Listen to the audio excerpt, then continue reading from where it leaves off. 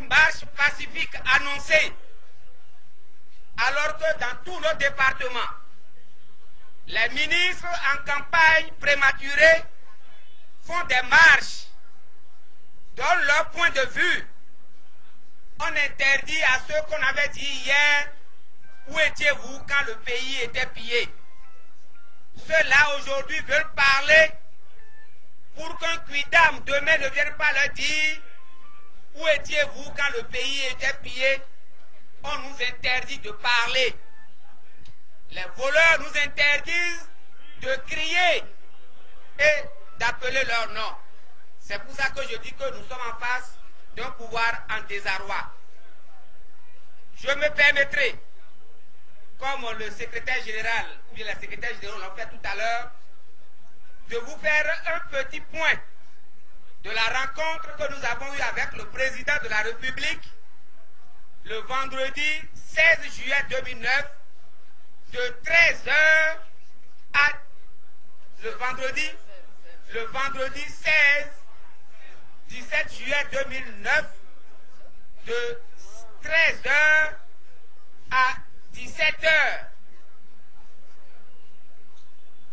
Parmi tout ce que le président a dit, je retiens qu'il a parlé longuement d'intoxication et estime que nous sommes en train, travailleurs, d'intoxiquer la population à travers le dossier Sensad. Et que si, à cette allure, nous faisons la jonction avec les partis politiques de l'opposition, que la démocratie serait en danger.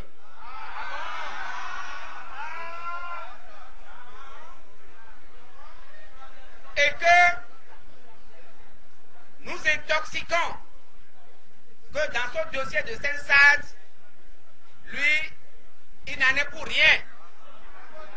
Qu'on l'accuse de tout, mais nous qui le disions, nous sommes des pécheurs.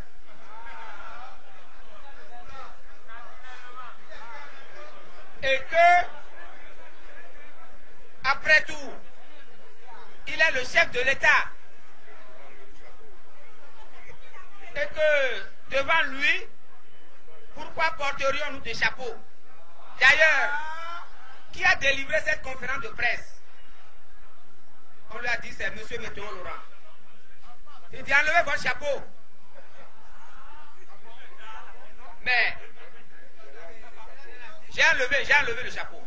J'ai enlevé le chapeau. Mais il se fait que quand j'enlève mon chapeau, on trouve comme les prêtres une petite tonsure sur ma tête.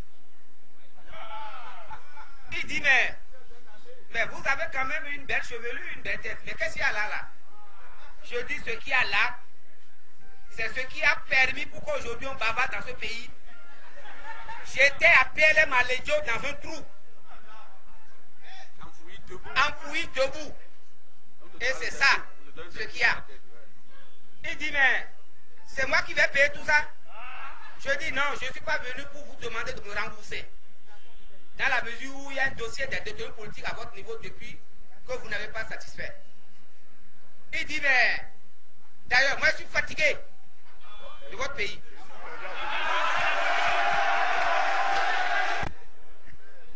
De ce qui se passe. Il dit, d'ailleurs, je ne suis pas candidat en 2011, mais je vais mettre la barre très haute. Et mon successeur, ça lui sera difficile à gérer. C'est ce qu'il nous a confié. Et il continue dans son genre d'intoxication.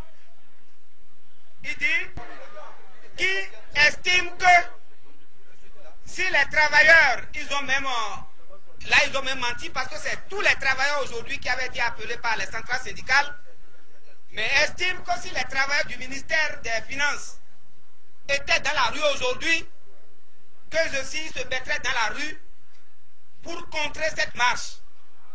Là, le visage est clair, c'est pour soutenir Yahi.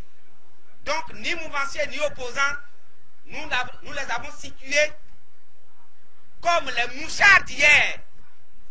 Nous les situons comme les dangers publics de la nation aujourd'hui. Parce que des fonctionnaires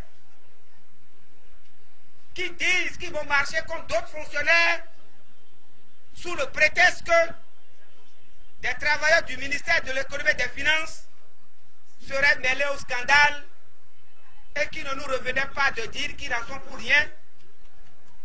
J'estime pour cela que dans la conférence de presse que j'ai délivrée en collaboration avec les secrétaires généraux, nous n'avions jamais dit que si des travailleurs étaient impliqués, qu'il ne fallait pas les sanctionner.